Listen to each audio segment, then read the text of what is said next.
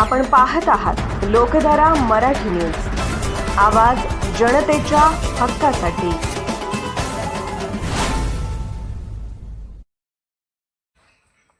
लक्ष्मण गेजगे यांना ॲक्युपंक्चर रत्न पुरस्कार।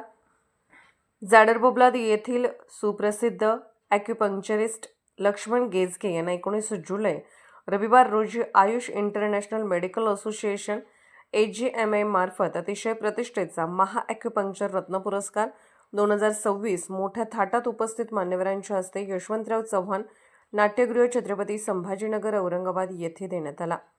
ॲक्युपंक्चरिस्ट यांच्या कार्याचा हा सन्मान होता। या पुरस्काराला महाराष्ट्रातील ॲक्युपंक्चर थेरपिस्ट मोठ्या संख्येने उपस्थित होते।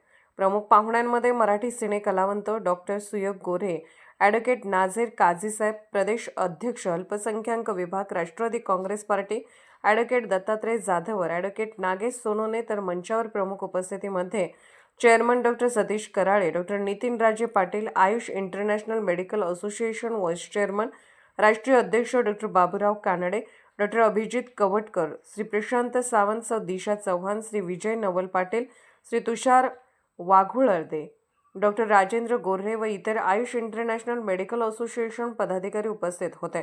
लक्ष्मण गेजगे यांना हा कार्याचा महाॲक्युपंक्चर रत्न पुरस्कार मिळाल्याबद्दल सर्व ग्रामस्थ व सरपंच, उपसरपंच,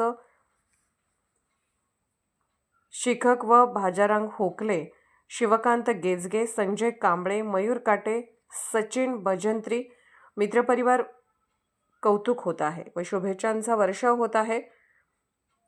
गुडघेदुखी, सांधेदुखी, कंबरदुखी, मानपाट, सिरेका, टाच असे बरेच आजारांवर उपचार करत आहेत।